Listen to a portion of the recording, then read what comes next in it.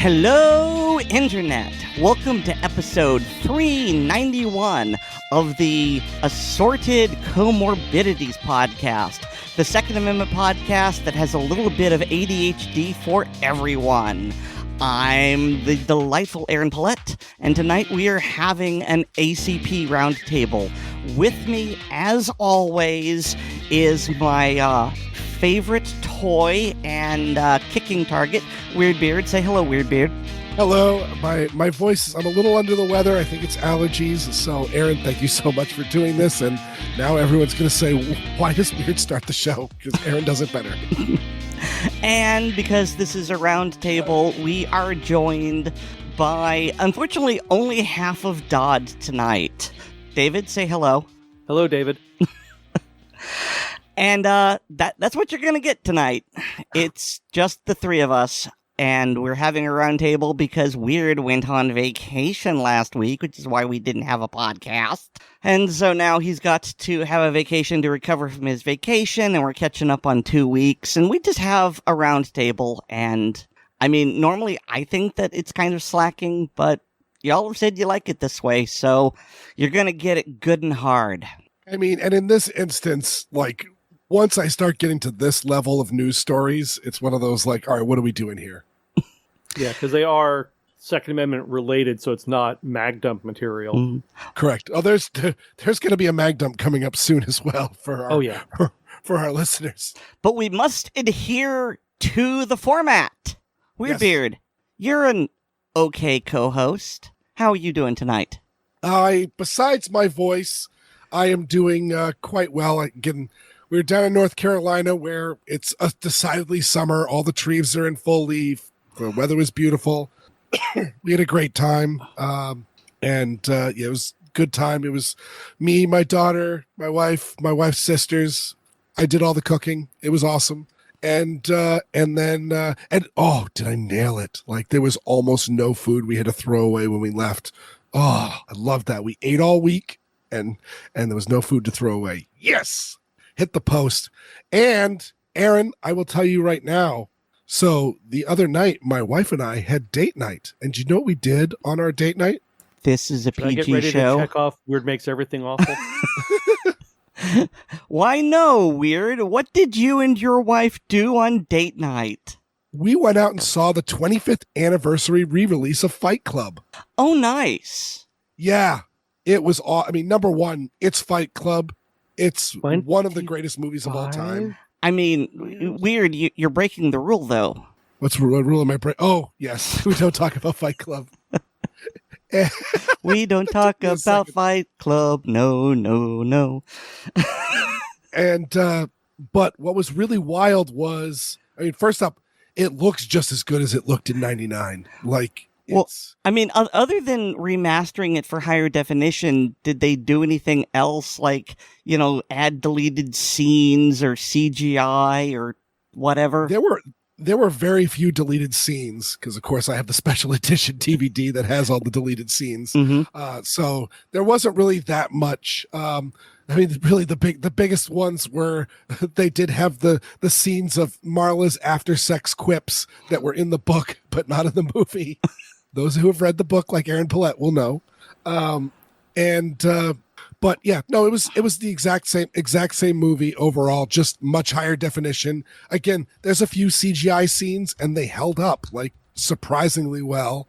And but of course, always most of it's just pure practical and just great movie. But the big thing that I got is because now it's out in the theater, so I'm not going to spoil it. If you haven't seen Fight Club, get thee to the theater and watch it. It's worth it. And the crowd was awesome. Like, they were just like roaring at all the funny parts and just, it was good. But Tyler, of course, one of his jobs is he works at a movie theater, and they have a whole bunch of references to, reel to reel movie projectors, of which this was not. And it was very, very surreal. All the talk on movie reels and tracking bars, that you see projected onto the screen and things like that. And it's one of those, that they don't do that anymore. Kids, ask your folks. So how are you doing, David? I'm doing pretty well overall. last Wednesday. Yeah, last week went out to a local range with a friend who's a member there just to have some fun. And for those who may remember my episode on Parts is Parts, I finally took out the ARs that I built to test them at distance because my home range is just pistol range. And so I had a flat top with a red dot on it, and the other one had irons, and I was actually able to ring steel at 100 yards with them from the bench, which I'm like, how is this? I'm not that good a shot. I can barely see those silhouettes, but worked out well. Yeah, so it was the side charging attachment on the AR would not fit on the 3D printed Hoffman lower, so I had to swap some parts around, but they're ARs, so they're Legos for adults. And on Saturday, after sitting guard in front of Temple, we went to support a friend who's a Mason, and one of the lodge that he associates with was having a fundraiser cookout type thing. We went and hung out there, and he actually pulled out his guitar and sang, and he was very critical of his own voice, but for what he was singing, it was fine. Excellent. Yeah, I'm hoping that if Ryan comes down for the blog shoot, we can get the two of them to do some jams together. Oh, that'd be cool. Yep.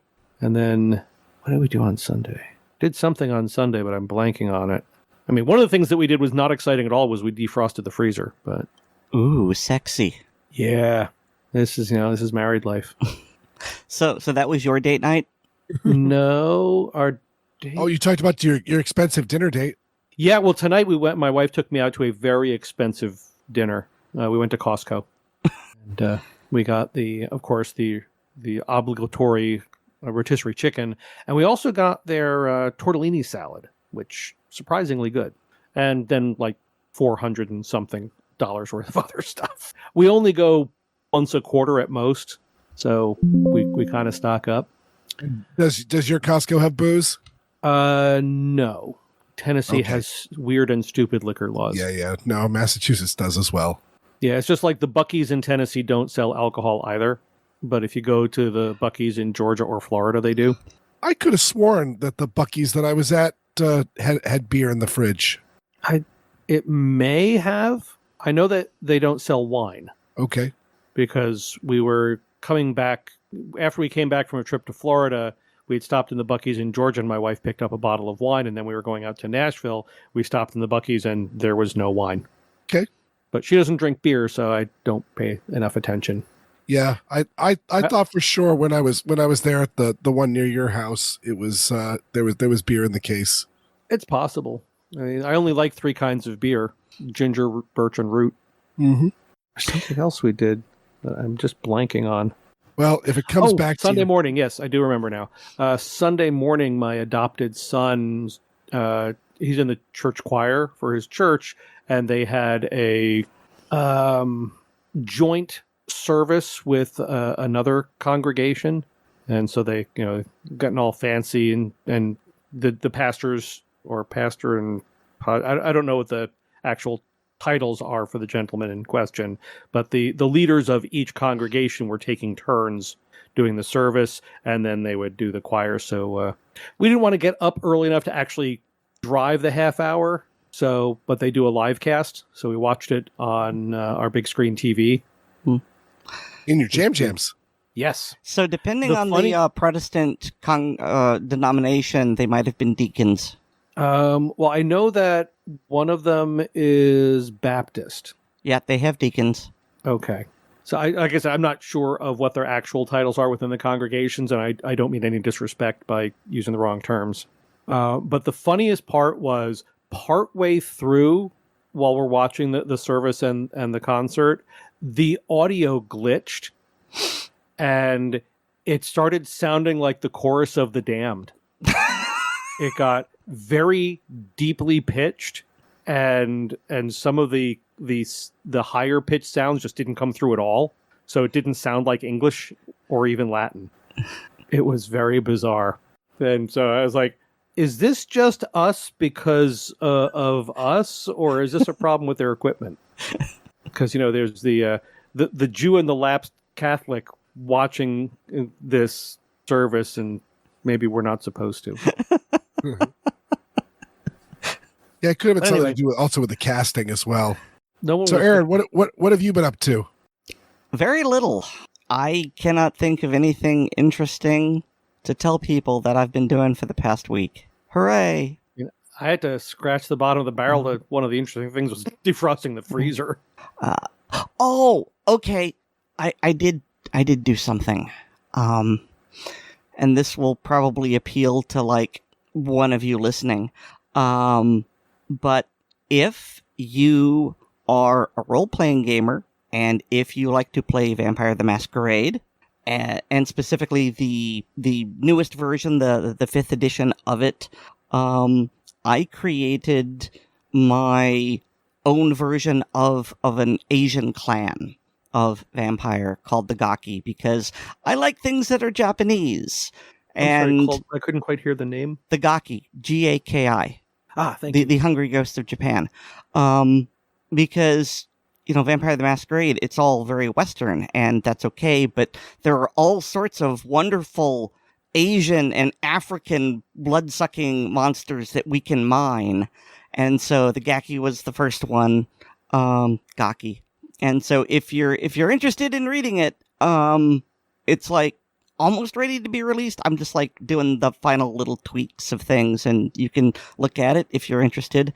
And then I'm gonna go to work on the and I'm gonna butcher the pronunciation, the Penanggallan of Southeast Asia, and those are really interesting creatures because in the myth, what happens is they're almost always women, and they're sometimes midwives, but they're all accused of being witches. And so they can wander around during the day being human, but at night, when they go to sleep, their head and their internal organs detach, and they fly around, and they drink the blood of pregnant women and babies and children and things like that. And then they come back, and according to some myths, they soak their organs in vinegar to get them to shrink, and then they go back inside the body. And sometimes, because it depends on what kind of myth you're looking at, they aren't aware that they're doing it. And so it's the sort of split personality where they're a normal human during the day, but at night they're predatory. And just, a flying head trailing viscera is very evocative. And it's just, why is this not in this game about personal horror and vampires? So if you're into that sort of thing, let me know, and I'll let you look at it. And that's really all I did for the past 2 weeks. It's been blissfully boring. I mean, that's sometimes a good thing. Like, literally, I have not stopped since we got home because there's just so much to do. The refrigerator's empty. Laundry needs to be done. It's springtime. That's the reason why I think I have allergies. It's springtime here, so I've got to start prepping all the yard for springtime. Got to start thinking about mowing the lawn. We're almost ready. We've already had ours done 3 times. Yep. Twice at least, but we're a little further south. But I was actually thinking when Erin was talking about the Penanggallan? the Japanese vampires. The Gaki. Gaki, thank you.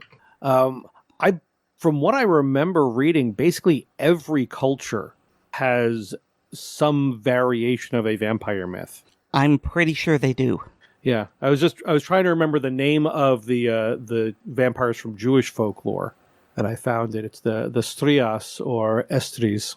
Plus the wiki link in there. I didn't know about those. Yeah, it's modern Judaism just tries to forget, I think, about that because it's vampires, and when the Anne Rice books came out and everything was vampire for a while, they just tried to separate from it.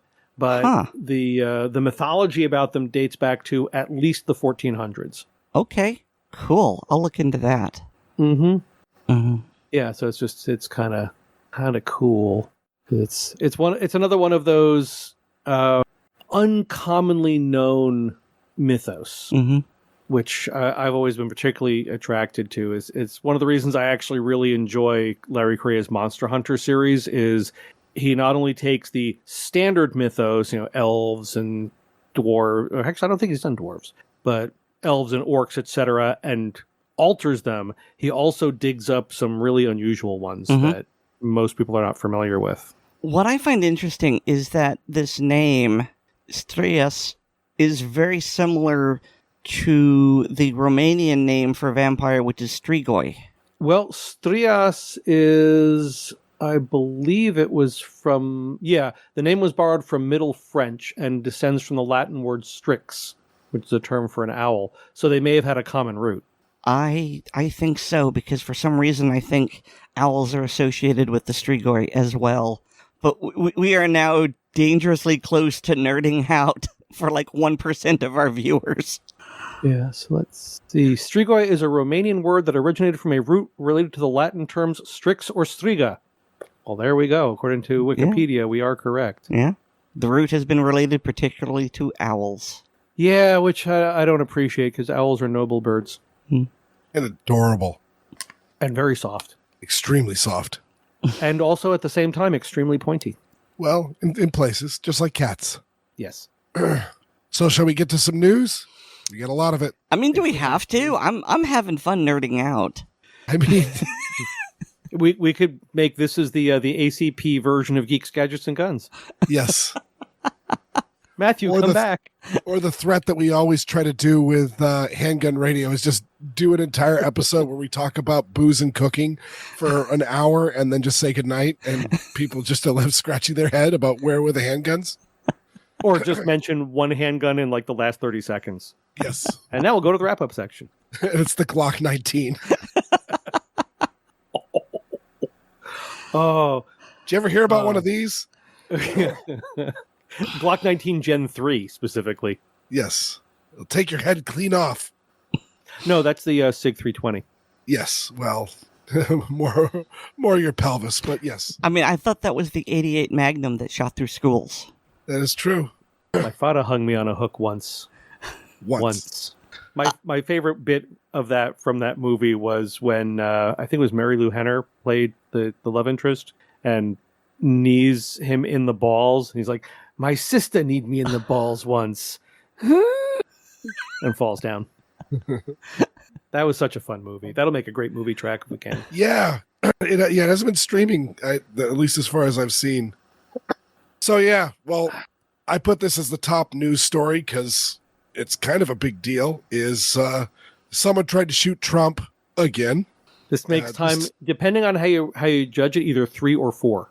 Mm-hmm. See, I thought there was one between this one and the Mar-a-Lago attempt, but there were 2 Mar-a-Lago attempts.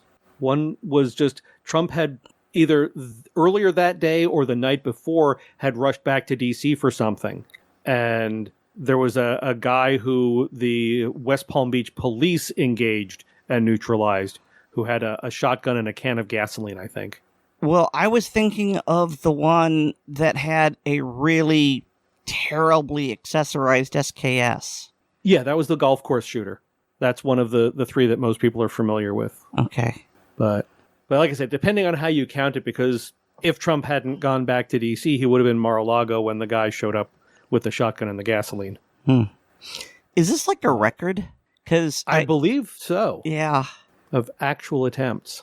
I mean, that we know of, because there's no idea how many were thwarted by law enforcement that we never heard of because they were nipped in the bud. Yes. And that's true for basically every president. Yeah. But, I mean, I'm just saying, for ones that we know about, I think Trump has the record.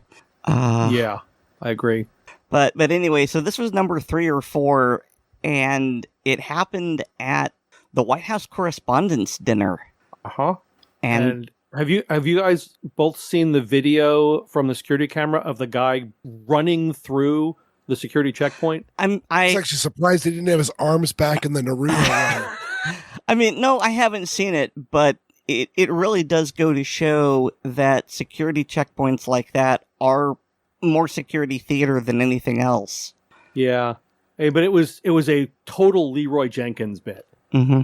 He just went charging right through, You can see he comes up the hallway. No one's looking down that hallway. Comes up the hallway, rushes right through, and the guys are stunned for a moment, and then they give chase or draw weapons, whatever. And according to the current reports that I have seen, he shot one of the Secret Service agents at the entrance to the ballroom in the chest with a shotgun at close range, but thankfully the vest stopped all the pellets and bruised but otherwise unharmed. Mm-hmm. And then, and I'm not sure how this happened, they unloaded on him and he was hit once. I actually didn't hear that. I only heard that he was tackled to the ground and he sustained a knee injury that way. Well, we're still within the 72 hours, so we're still figuring things out. But I had heard that he had been injured by a gunshot and then was dogpiled. Okay, Weer'd, you're in for the tie break. Did you hear any of this? I don't think he was shot, no.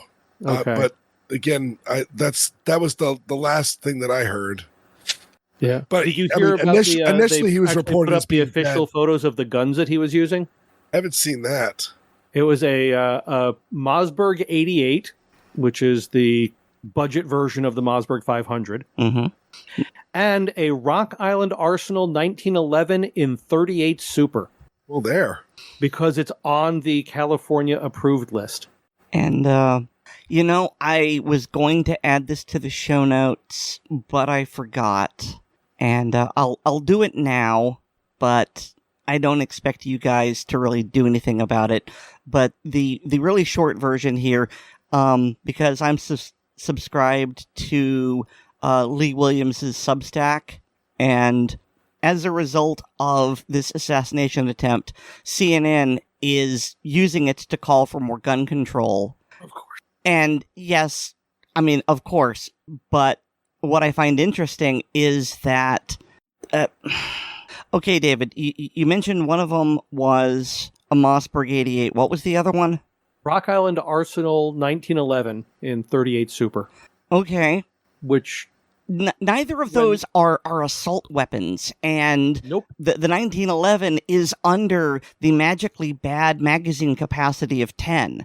So these are two types of guns which should be okay, and the gun banners should mention in terms of, well, those are all right. Yeah. And so... The 38 Super version of the 1911, I believe, has a flush fit capacity of 10 rounds, but still, like you said, magic number has not been breached. Mm-hmm.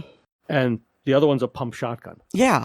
But, when have they ever not tried to dance in blood even when there isn't blood? But yeah, so he had those two guns and like 4 different knives. Well, okay, I'm going to ask on behalf of Oddball, what kind of knives did he have? One of them is a K-bar. Okay. One of them is Oddball's favorite kind of knife, a throwing knife. One of them is just a generic Wish.com double-edged dagger, like is it the Gerber Mark 1 or the Mark 2? I think the Mark 2 is the smaller one. And then I can't tell what the fourth one is because they're just showing the sheath. Is it a cheap gas station knife? I mean, other than if the K-bar is an actual K-bar, that's the only decent knife in the lot, because everything else looks pretty gas station / wish.com-y. But yeah, this was special. I mean,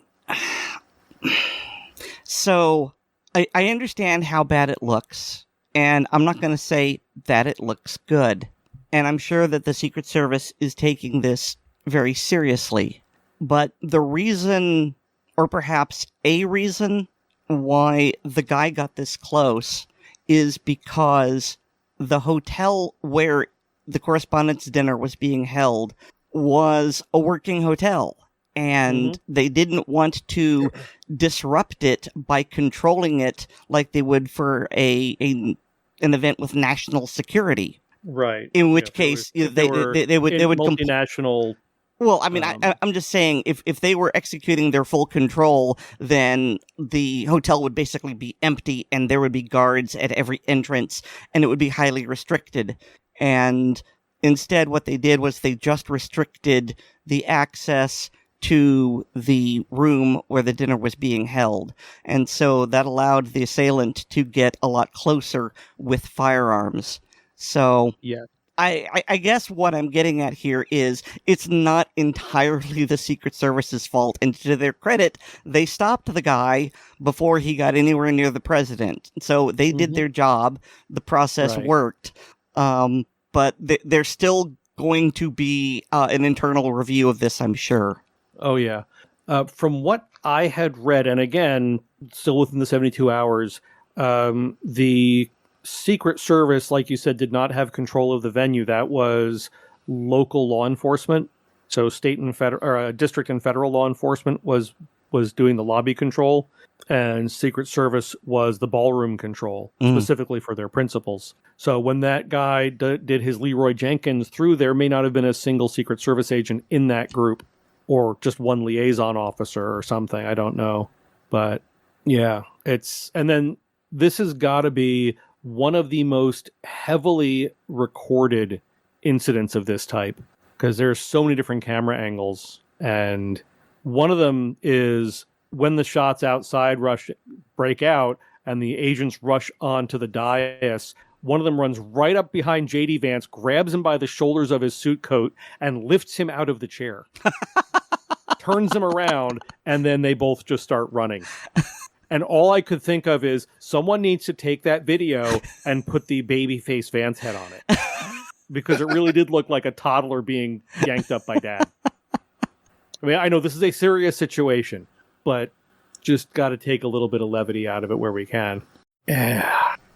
But yeah, whenever you're having an event in a hotel, I used to work security for an anime convention, and it's one of those things of the nerd.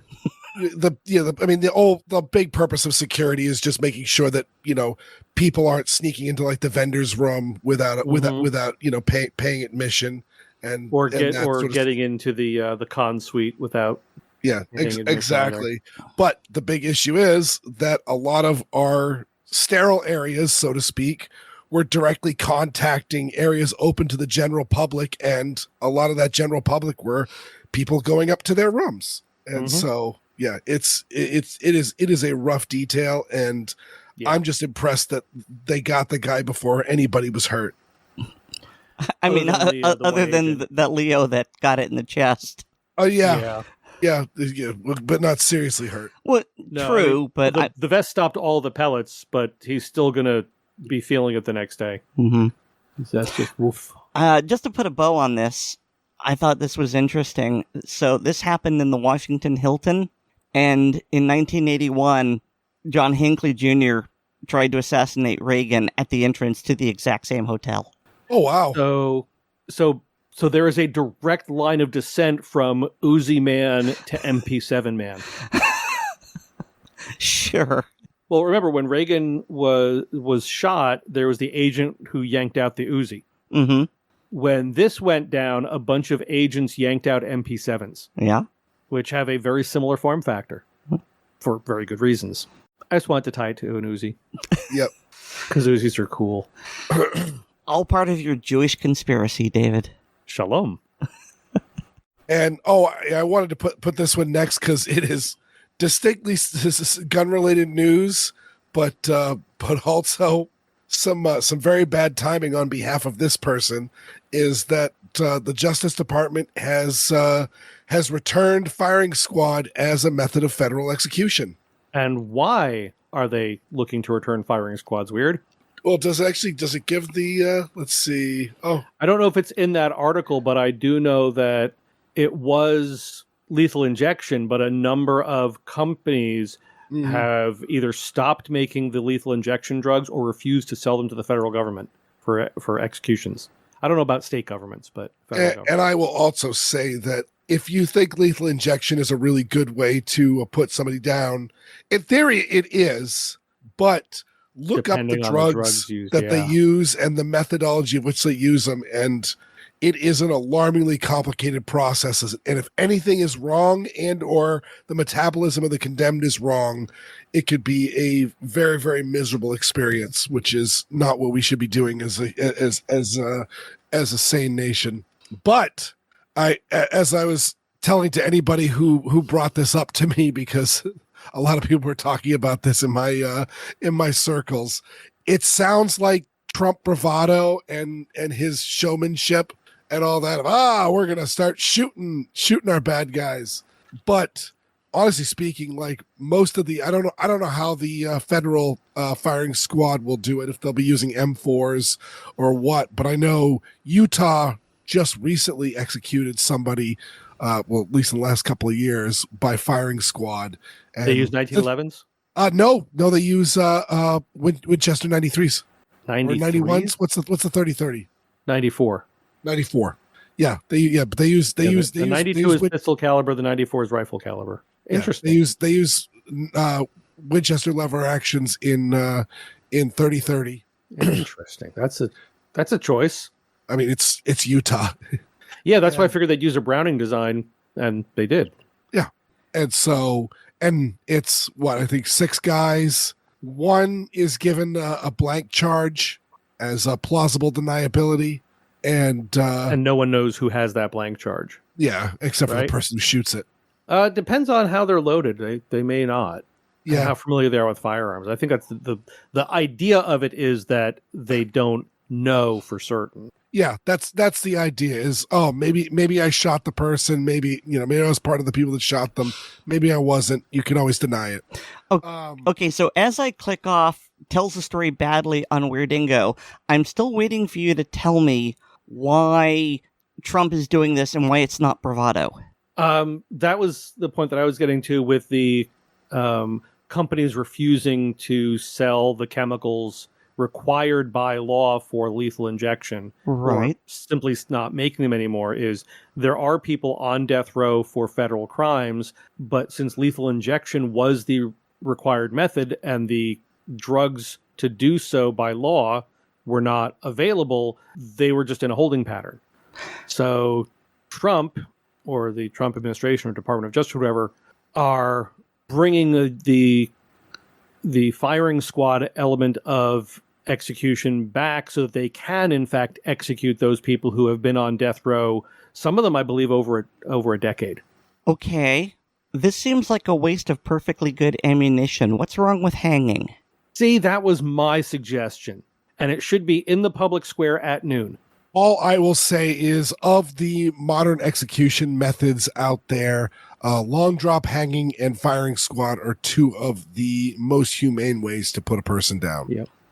Oh, also weird. I was thinking with Utah, they should have used model 1885 single shots. Potato diggers. No, the 1885, that was John Browning's first rifle design that was sold to Winchester. The high wall? Yes. Yep. That would be the most appropriate, I think. That would be a good one. Actually, in the John Browning in 4570, there is a Browning high wall that is masterfully engraved, and it was made by John Browning Sr. His father was a gun maker as well. Yeah, I knew that. I didn't know they had one of his dad's guns. It makes sense. They have several of his dad's guns, and one of them was his son's design, which I just find very beautiful. Yeah. But no, I agree with Erin, and I've been saying it since this story first broke, that hanging rope is cheap. Yeah, no, it's a great way. Well, the downside is the gallows you need to build to properly do it is not. Yeah, but it's not a one-use thing. I mean, you can reload the ammo. Yeah, but you have to get the bullet, you have to recast it. It takes a lot more energy. You build the gallows once, you get the rope once. And if they think that's too expensive, you know what's cheaper than rope? Intestines. All right, David. I'm taking the talking stick away from you. All right, let's see. So moving on, and this one I also put a link to a previous episode of ACP. So James O'Keefe, the founder of Project Veritas, now O'Keefe Media Group, OMG, excellent choice.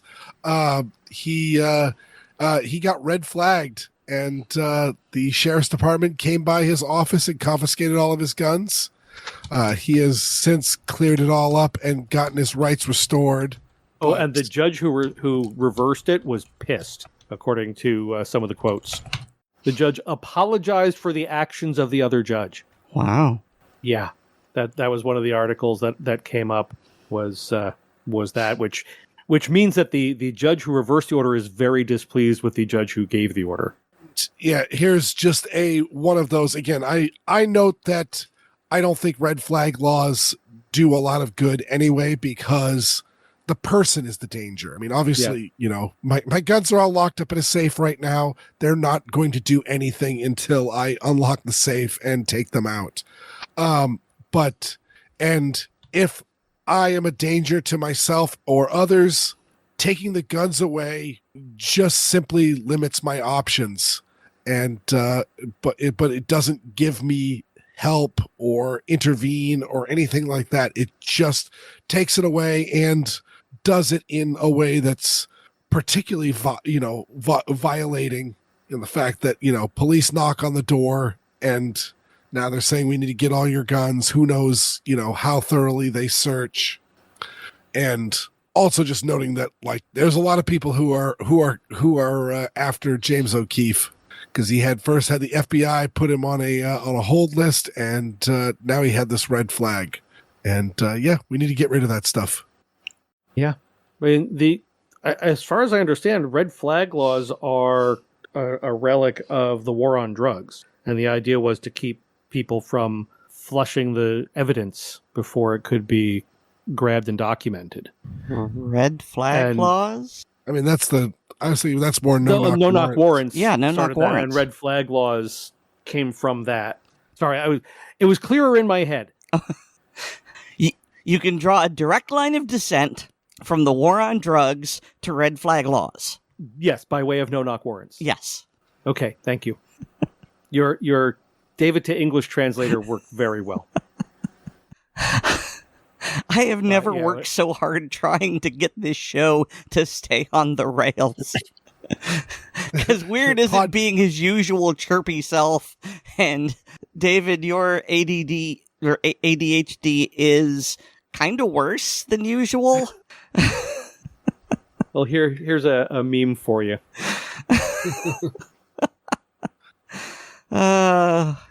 Good luck cutting this, Weer'd. Oh, I'm not cutting anything. This is awesome. So it's the you guys meme, the 4 panels from Meet the Millers. We're the Millers. We're the Millers, and it's the dad. Why do we never stay on the rails? And the mom, I thought you were keeping us on the rails. And the daughter, was I supposed to stay on the rails? And the son, you guys have rails?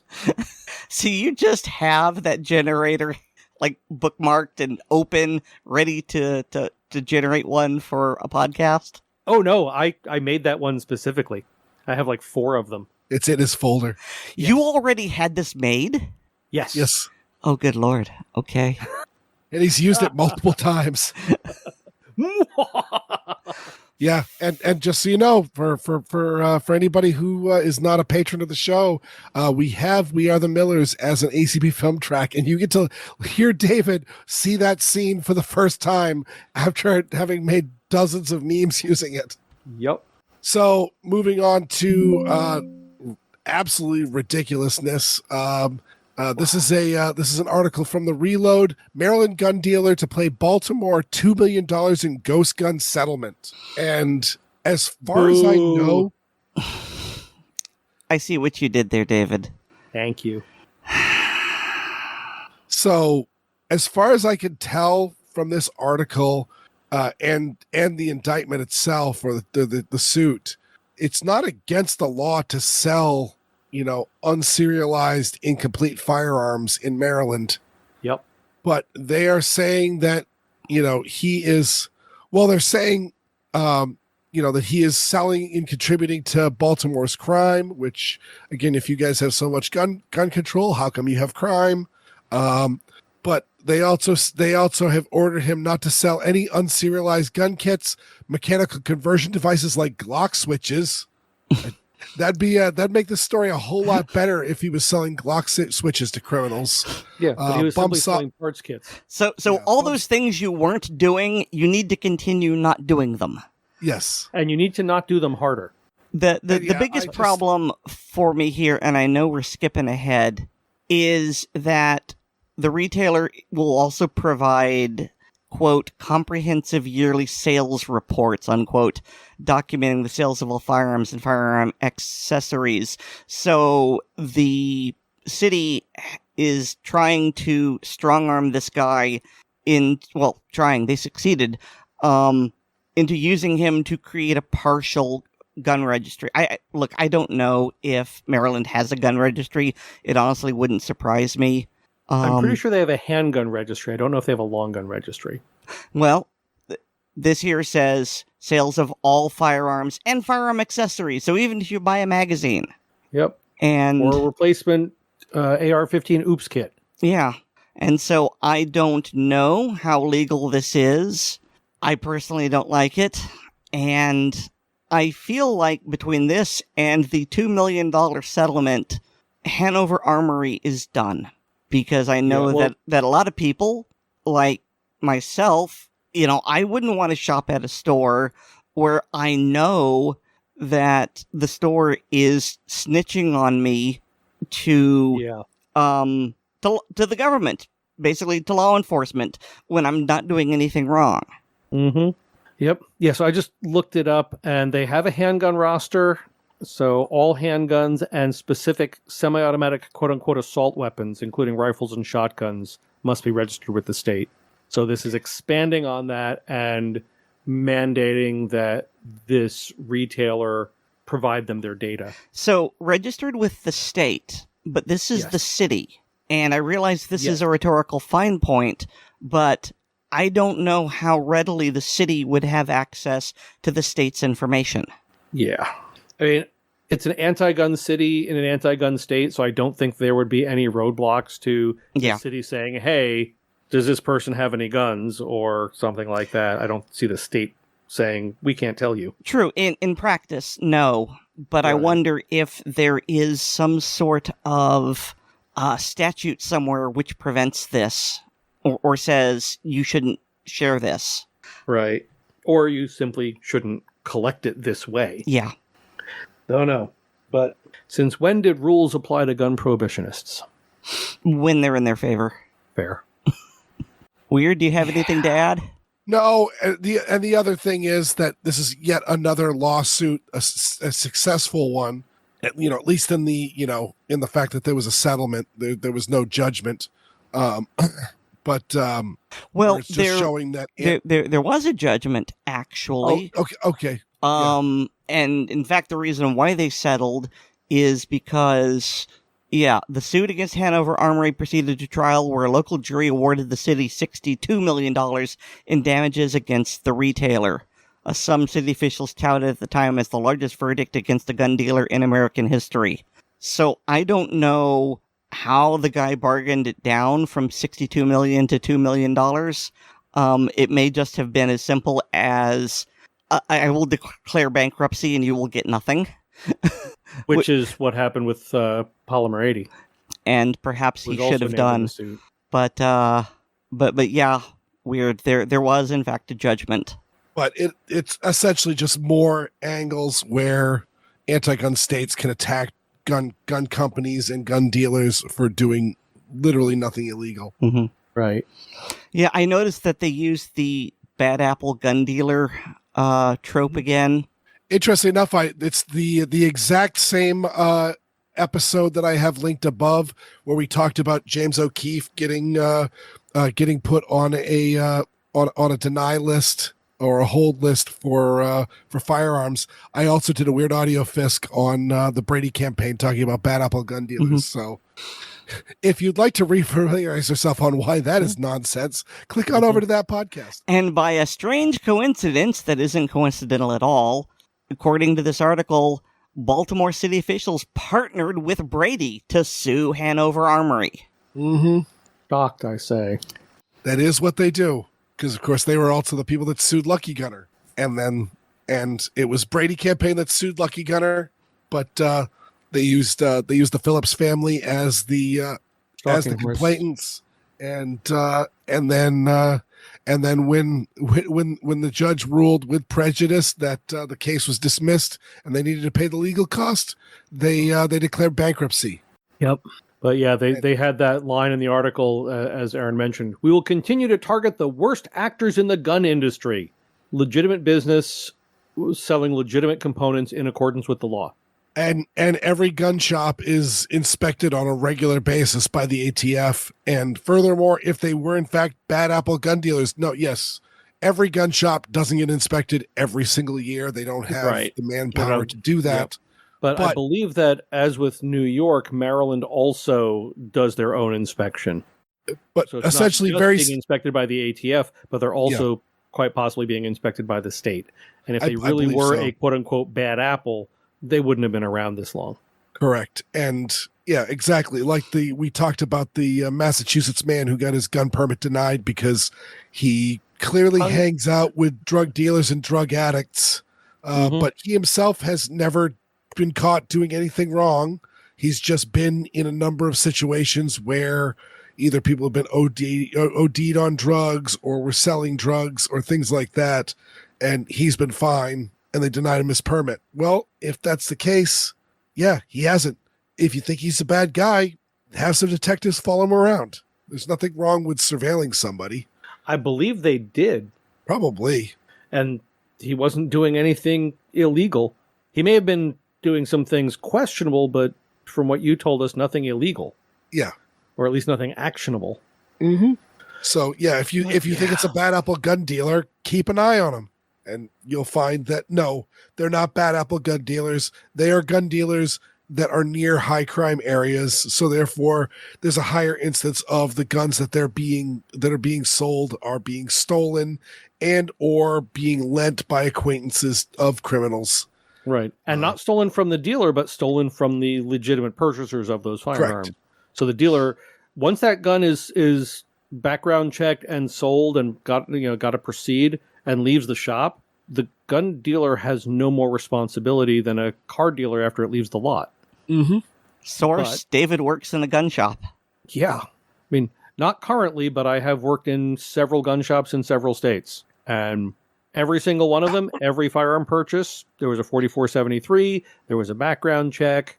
If we got an approve, there actually were a couple in, I think, each of the shops where even though they got to proceed, something smelled hinky and the store management denied the transfer. Whether it smelled like illegal straw purchase or whatever. Mm-hmm. Same thing with Operation Fast and Furious. Several of the gun shops that were had essentially Mexican nationals with legitimate with clean credentials, buying multiple firearms. Yeah, like literally crates of guns. And they were like, oh, yeah, one shop sent one of the employees out into the parking lot to get the license plate off his car while they were in the back office calling the FBI or the ATF, and the ATF said, let the guns leave the shop or you're not gonna have your permit. Yep. And then once the whole Fast and Furious broke loose, they tried to shut down those shops for doing what they'd been told to do by the agency that was now trying to shut them down because they'd been threatened with being shut down. Mm-hmm. Calvin Ball. I hope some of them kept receipts. The gun shops? I'm sure as many of them as could. I mean, any of the gun shops that I worked at, anytime we had to reach out to the FBI or the ATF, everything was documented. Not that it would necessarily help, but at least there was something. Mm-hmm. Spoke to agent such and such at date and time. Yep. Yeah. And more and more they were trying to do it via email, not by voice. Well, I mean, email has its own paper trail, so... Mm-hmm. Yeah. But, if you say, I not jotted down that I spoke to agent so-and-so on this date and this time, and that agent says, I never spoke to them, that's a big stumbling block. Whereas if you can show the email and then get a subpoena for the agency's emails from the other side of that communication, well, there you go. Mm-hmm. But speaking of gun control, good grief. This doesn't happen in other countries. No. And that's why I put this in here. This is really more of a sensational story. I saw it on the news, and I actually commented on on the Twix of the clearly this is going to be America's fault. Is this was at does anyone know how to pronounce this pyramid? My mind is terrible. Teotihuacan. Thank you. Sure. Gesundheit.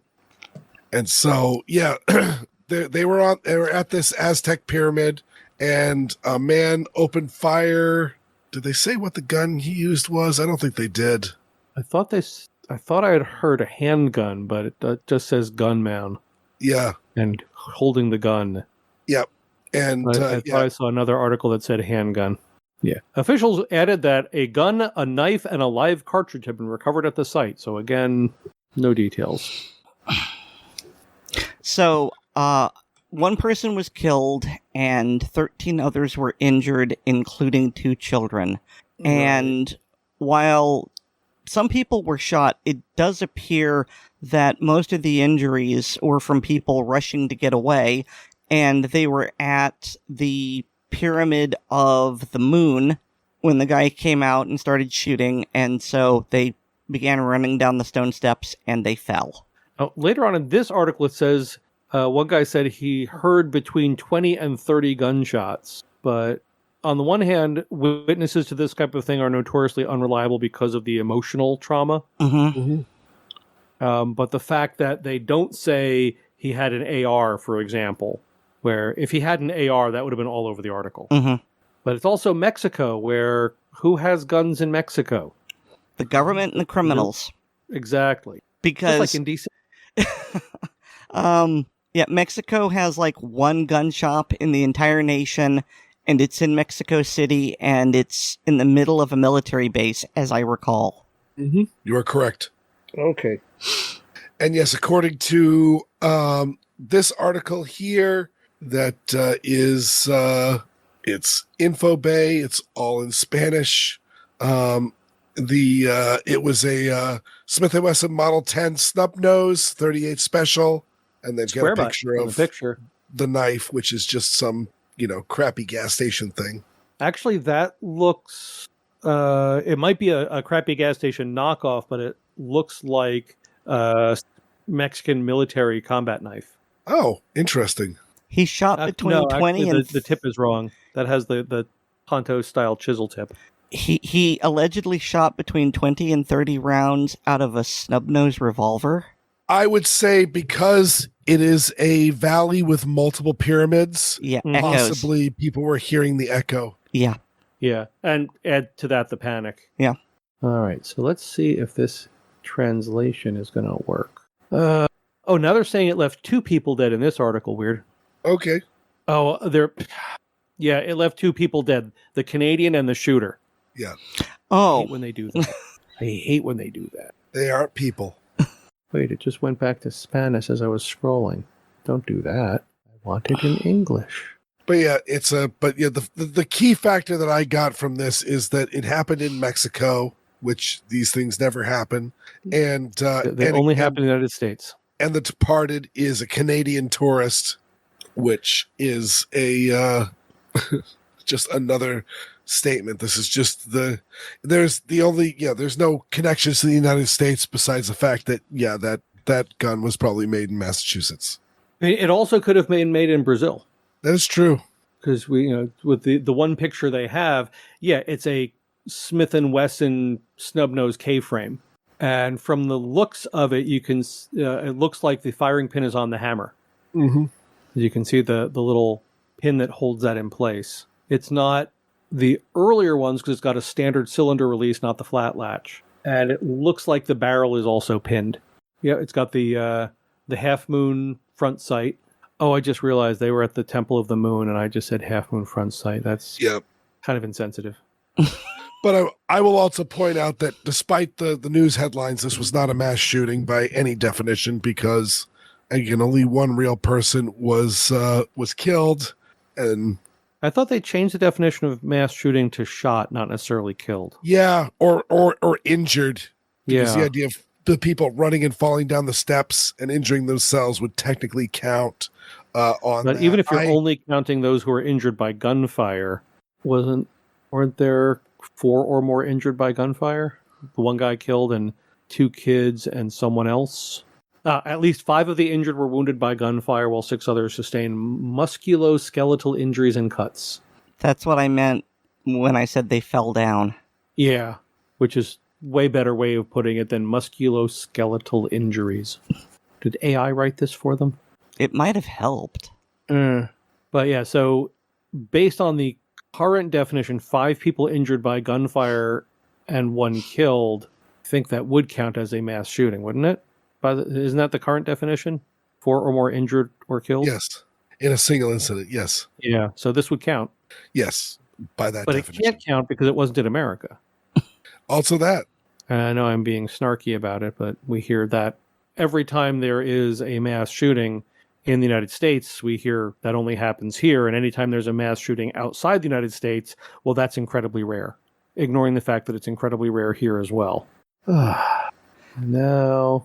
I am not doing this pivot. I am not. Well, there's the mall shooting, which yes, is a neat, reasonable transition. This is also listed as a mass shooting. As a matter of fact, I was looking for the next story that we're gonna touch on, and this one popped up, and I went, really?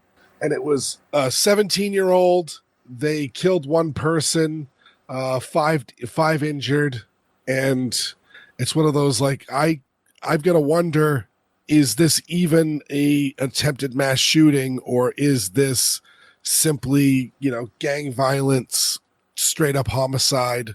Yeah, because the 1 person killed was female. Yeah, well, I don't know if it was necessarily gang violence, but right. it was definitely teen stupidity and too much testosterone.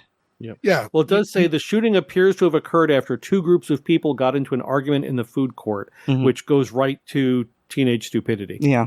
I mean, I suppose it still could have been gang related, but when the 1 person that was killed was a student at a school titled Ascension Episcopal. Now, admittedly, you can have bad people going to a parochial school. Mm-hmm. And, 2 of Lord, the other injured were also students at the school. And, gang members do have girlfriends, but nothing about this really sounds like a gang activity. It sounds like teenagers hanging out at the mall, eating in a food court, and somebody takes something way too seriously and pulls out a gun. What a teenager was doing with a gun, we don't know. Obviously, nothing good. Or legal. 17. Yes, but this doesn't feel like gang to me. This just felt like, oh, you're not going to disrespect me like that. Bang, bang. I'm with Erin on this. Yeah, I mean, we can't rule out that it wasn't somehow gang related, but it just the details provided in the article just don't smell like gang. Yeah. So fair enough. They also don't smell like what we would consider a mass shooting. And again, I always like to point out, tell the normies in my life, the news loves to talk about a mass shooting and then say, oh, there's been 400 some mass shootings this year alone, and make it sound like, what we just talked about is happening all the time, all over the place. And in fact, no, what they're talking about is someone walks into school and kills 4 or 5 people. And what they're talking about is, suicide in a school parking lot. Right. Oh, yeah, the school shootings thing is... Yeah, an argument in a food court. Exactly. Yeah. So I don't want to have anything to do with this next story either, so I think that leaves it to Weer'd. Yeah, I'm just going to touch on this briefly, but this was an instance where it's 8 people were killed in a mass shooting. Technically speaking, it is a mass shooting, but I will note that this is clearly a family killing. This was domestic violence, and so while it fits all the definitions of a mass shooting, the type of problem solving we can do for this sort of event is an entirely different aspect. But I don't know. There's nothing else to say on this. This is sad. This is horrible. If you're in an abusive relationship, please get out. There's, you may think that you can weather the storm, and maybe you can, but if it turns horribly violent, you won't. And so I just urge anybody. To clarify something else. Weer'd said that that 8 people were killed. One was the gunman? No, 8 children were killed from ages 1 to 12. Not just people, but children. Yes. His own children for 7 of them. Yeah. He shot the mother and her friend, female friend, and then shot 8 children. 7 of them were his. Yeah, he's a piece of shit. There is a special level of hell waiting for him. Mm-hmm. But I thought it was important to mention that not just 8 people killed, but children. So yeah, that's all I want to touch on that. I totally understand. It's an uncomfortable subject, but it just was. I'm just trying to get to this story, just to read up on the details of it. I had to walk through several fake mass shootings listed as a mass shooting. And this next one is bizarre. Like, I have no earthly idea what is behind this, but the actions are severe enough that I gotta imagine some thought was put into this. But so we're in Australia, obviously, while Australia I'm in Tennessee. Yeah, has strong gun restrictions and all that, but the cops are all exempt. And in the case of Queensland, Australia, the police use 40 caliber Glocks. Doesn't say which one. Maybe it's all of them. So, but these are the mythical Glock Fote? Yes. I'm the only one professional enough. If you know, you know. Yes. But what they are saying is they have documented instances where these guns are going full auto and being shot. Or if not full auto, at least doubling or possibly tripling. Yeah. Now, what it says later in the article is that most of the Glocks in service are over 20 years old, bought between 1999 and 2003. And you kind of wonder how much maintenance they've gotten in that time. Yeah, so it's either that or there's some officer did a big Temu order. Yeah. Yeah, it's just strange. But again, recalling all of them, and they're saying it's like 15,000 guns. Yeah, but the fault was discovered in 3 of the older weapons. So out of 15,000 handguns, 3 of them had this issue. And I mean, you can say that type of malfunction is 3 too many. But it's kind of like when, people are saying that the SIG 320 is unsafe because of the shake awake feature, and it's You hadn't heard that term, Erin? No.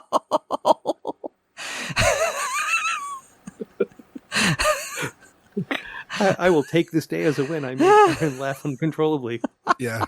I didn't mean to interrupt you. No, that is a happy way to be interrupted. But so the people saying that the SIG 320 is unsafe because of its issues, yet there are somewhere between 5 and 7 million of them in circulation, and there are maybe a dozen documented instances. And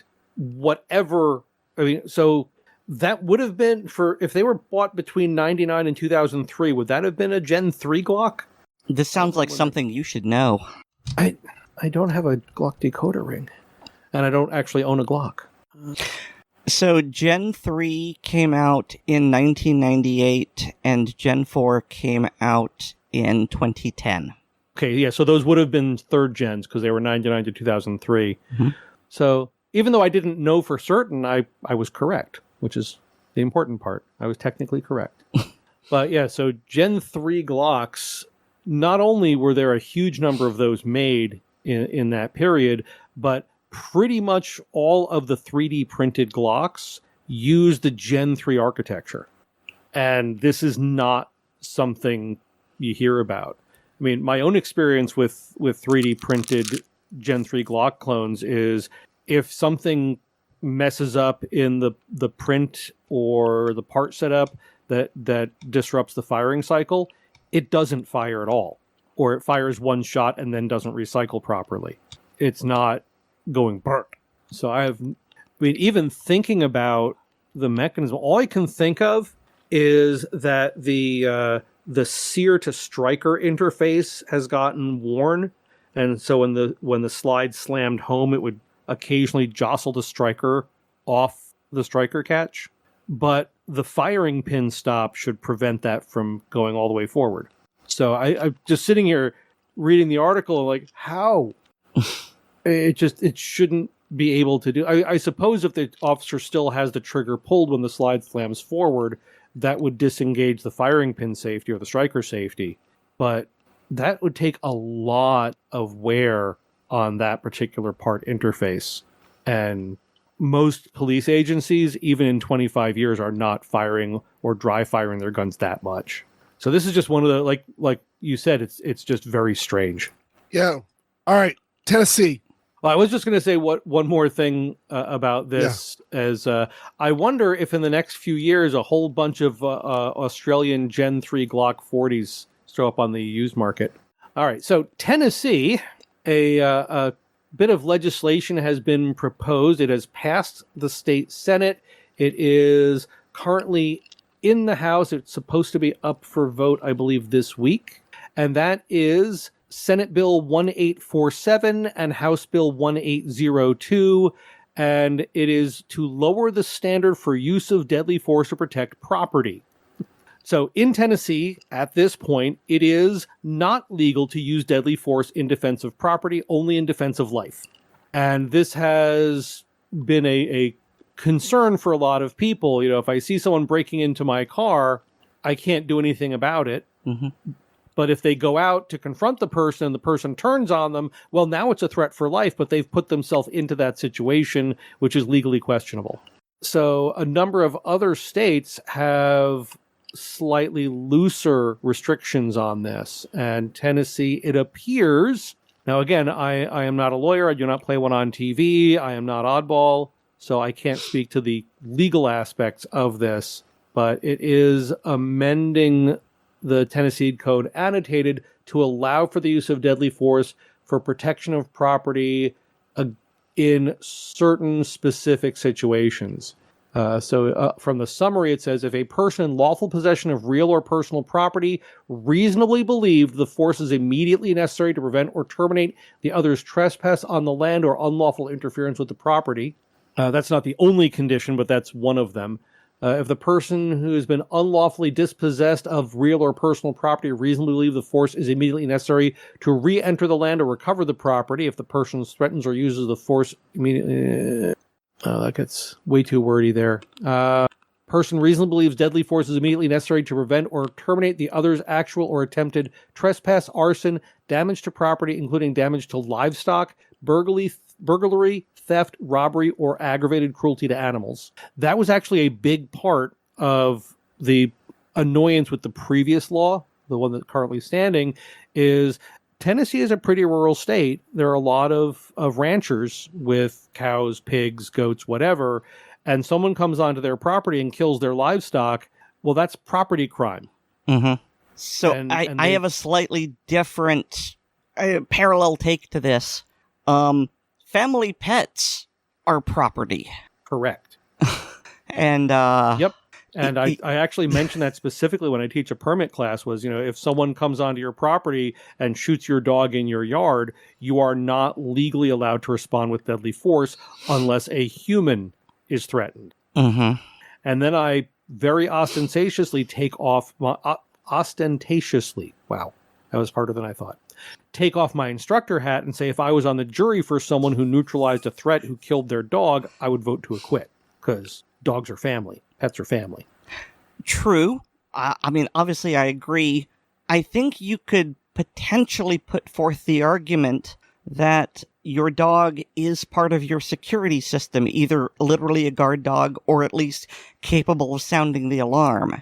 If they are killing your dog, what else do they plan to do? Because they've already committed crimes on your property. What's next? Yeah. It does specifically say in the law, this bill does not justify a person using deadly force against another individual under the bill if the individual is facing away from the person. Now, what's interesting about that is if you are defending a third party. So let's, you're in a store, someone comes in and robs the store and they're holding a gun on the clerk. There is no restriction in where you can shoot them or where the person has to be facing. because it's defense of a third party. Basically, if that person could defend themselves using deadly force, then someone else can defend them using deadly force. But with a property crime, they've specified that they must be facing you, or at least towards you. I can see a really strange defense where someone refuses to turn around and it's like, you can't shoot me. You can't shoot me in the back. I'm walking away. Or show up for a B&E wearing pit vipers. Can you tell I was looking at you? What are pit vipers? Oh, those are those big, goofy, single lens retro style sunglasses. Hey. But the law doesn't say have to be looking at them. The law says not shoot them in the back. Yeah, the law says facing away from the person. Okay. So if you don't see a nose or mouth, then it doesn't matter what glasses are on their head if there's no nose or mouth. Okay. I know you were trying to be funny, but in this case you failed. It's like facing in D&D, you know? It's like you're not worried about making eye contact. It's where is the body facing? Yep. Yeah. Justifies use of deadly force when the requirements in the preceding paragraph are met and when into the commission of arson, burglary, robbery, aggravated robbery, or aggravated cruelty to animals. Yeah, I read that part. So it's a step in the right direction, and I have a feeling it will, assuming it passes the House, which is, from what we've been hearing, is very likely. It'll go to Governor Lee, and he has, I believe, stated he will sign it if it comes to his desk. And if all that happens and it passes into law, I believe it would go into effect June 1st or July 1st. Of this year? That's quick. Yeah. They usually do it within the same session. Not always, but frequently. But anyway, I have a feeling that would significantly reduce property crime once criminals realize that they're betting their life that you're not willing to kill them over your property. Now, in Tennessee, it is already law that if someone unlawfully and forcibly enters your home, the legal assumption is that they mean you deadly harm, and deadly force is authorized without any other conditions. So if someone kicks in your door and steps through the doorway, you have every legal right to neutralize that threat. But what if they're claiming to be Harry Dresden? I don't believe there's a Dresden exemption to this in Tennessee. That incident was in California. I don't know if there's one there. I believe that there is a Harry Dresden exemption in Illinois, though. But yeah, so in that particular instance, with if our listeners are not familiar with the incident in California where a guy claiming to be the Jim Butcher character Harry Dresden was demanding entry to a person's home because their daughter was under threat. So I know someone who didn't listen to our previous episode. I am an episode behind. We covered it in pretty good detail, yes. Okay. I figured you would have. I just didn't know for certain. But yeah, until he crossed the threshold by standing outside the door and pounding on the door, even with threats of violence, can't really do anything because they have not broken the threshold. Mm-hmm. But as soon as he kicked in the door and set foot inside, bets are off in Tennessee. Yep. When such a situation happens, get yourself into a fortified position so you can cover the door. So if it does break down, you will be at an extreme advantage. Call the cops. Hope they get there first. Yep. Yeah. Now, interestingly, in Tennessee, it's not breaking and entering. It's unlawful and forcible entry. So if the door is unlocked and the person turns the knob and pushes the door open, that's forcible entry. Okay. I mean, unlawful, sure, but forcible? They did not just simply step through the entry. They had to use force to open the door. Oh, okay. That was successfully argued in... Actually, that might not have been in Tennessee. I'm pretty sure it was Tennessee. So what if they get a Shabbos Goy to open the door for them? Well, I guess that would depend. If the Shabbos Goy was going to open the door anyway and it inadvertently benefits the burglar, then I think that would be acceptable. But if the burglar asks the Shabbos Goy to open the door, then that's not kosher. Okay. I have bingo.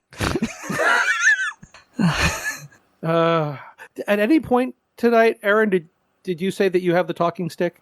I mean, I didn't say it, but considering that I introduced, I've already got it marked. Yeah. Okay, then I have a bingo as well. The thing is, because I instigated that, I can't claim Erin and David argue Judaica. It's true. And with some of the other stuff earlier, I could have gone in that direction, but I refrained because I didn't want to do that. See, did I? All right, and you've got one last one's video. You've got one more story here that I think you put in, David. Yes, because it would not be an episode of Assorted Calibers podcast without an anti-Semitic attack on a synagogue. Yeah, unfortunately. Now, thankfully, this one was foiled before it actually happened. And this was in Houston, Texas. It was two teenagers who were planning to attack a Texas synagogue to, quote, drive through the congregation to kill as many Jews as possible. So, yeah, this is not to protest Israel's actions in wherever. This was straight up killing Jews for being Jews. David, am I an awful person for envisioning a monster truck? Well, considering the guy who drove his vehicle into the Michigan synagogue, and this is Texas, which does everything bigger, no, I don't think you're an awful person for thinking that. Now, I can't not think it, but there we go. But yeah, the thing that really surprised me, well, possibly two things, because first of all, the person plotting this is 18 years old, and usually anti-Semites are much older. Like, I would have agreed with you prior to October 7th when students were chased across college campuses by their fellow students. Oh, okay. Fair point. But still, I'm operating on the stereotype of most anti-Semites being like middle-aged men. And also the fact that the perpetrator, in addition to being a teenager and a student, is female. Mm-hmm. This is not normally, and yes, stereotypical behavior again, but women don't usually do this type of violence. Women are violent. I'm not saying otherwise, but it's in a different manner, and this is a very masculine form of violence, and so that really surprised me. Yeah, and there's their co-conspirator, I believe it said, is 16. So Angela, not going to say the rest of her name, is 18, and the other one... Now you said Texas, but now this is looking like North Carolina. North Carolina. Oh, I saw Houston. Sorry. Oh, well, yeah, arrested in an alleged plot to attack a Texas synagogue. So they weren't even going to do it in their own state. They were actually going several states away. I mean, you've heard of destination tourism. This is destination terrorism. Yeah. And one of the things that's also mentioned in the article is Congregation Beth Israel is the oldest Jewish house of worship in Texas. It was founded in the 1850s. It also operates a school going up to 5th grade. So, yeah, so these are not good people. And I hope they enjoy their long, incarceration. I think the phrase you're looking for... They're not naming the 16-year-old because he's still a minor. Yeah. But in the second link that I provided, there's the picture of the 18-year-old, and there is no soul behind those eyes. Excuse me. So I think the phrase you were looking for earlier was prosecuted to the fullest extent of the law. A first-class, scrupulously honest trial and a first-class hanging. I mean, honestly, I do think that we should bring... So here's my problem, before I go on to that next part, is I have mixed feelings about the death penalty. I do agree that there are some people who are simply too dangerous to live amongst a civilized society. I just don't trust the government to do it. Excuse me. However, for certain things like, mass attack on children, that person clearly cannot be allowed to live in society because there's no rehabilitating that. Either they didn't know what they were doing was wrong and they're too dangerous to be allowed to be out and about. And if they ever got, quote unquote, healed and realized what they had done, they would most likely kill themselves, because how could they live with that? But something like this, like I said, you look at the picture of that young woman, and I don't know what's broken in her, but it is clearly disconnected, and it is very disturbing. And Erin, as you absolutely were correct, this is very much not normally a female violence type. Mm-hmm. So what drove her to this? What caused the break? I mean, this is just intellectual curiosity, because I really don't honestly care what's wrong with her, just that she is not allowed to harm anyone. Mm-hmm. And I do kind of wonder about the 16-year-old who, for obvious reasons they didn't name, was he a dupe or a patsy or possibly the instigator? I could be mistaken, but I feel like this was an easily manipulated boy because a girl was giving him attention. That is the stereotype for a reason. Yeah. But these days, you never know. You just never know. People are just broken. But there we are. But you know who isn't broken? Our listeners. Oh boy, my voice cracked bad on that one. That's okay. I was talking over you, saying the same thing. So yeah, but yeah, we will like to thank each and every one of our listeners. We really appreciate you guys. We like to put a smile on your face, but we have to give extra special thanks to our supporters on Patreon. To be on Patreon, go to patreon.com/StoryCellers and sign up. You've got the early release of the podcast. It releases on Friday instead of Monday. And then we have the ACP blooper reels that has all the outtakes and the pre-show and post-show discussions and things like that. Plus handgun radio stuff. The ACP film tracks. It's a commentary track that you add to movies that you can otherwise access. We've got a library of like over 200 episodes. So there's some movies you've got and would like to see. And the ACP Mag Dump, which is our freeform show, mostly about politics. Also, please remember to rate us on Apple Podcasts and Apple Podcasts and Pocket Casts. Subscribe to us on the platform of your choice, and share the show with your friends, both online and off. I've got a blog. It's weerdworld.com. That's weerdworld.com. And hear me weekly on Handgun Radio on the Firearms Radio Network. And you can get more from me at Linktree/Erin Paulette. That's linktree.ee. That sounded painful weird. It kind of was. /Erin Paulette, all one word. And David, where can people find you? Yeah, David, where can people find you? Well, here as a regular contributor, also on Handgun Radio and on the ACP and Handgun Radio Facebook pages. I'm also a contributor to the Blue Collar Prepping blog, which can be found at bluecollarprepping.blogspot.com. And I'm a published author, and books with my stories can be found on Amazon under the names Brenna Bach and David Bach. Thanks to Nate Spencer for our music. Well, I have a perfectly lovely voice, and Weer'd sounds like he's gargling granite. Our vocal stylings are assorted, and so is our podcast. Good night, everyone. Good night. Good night.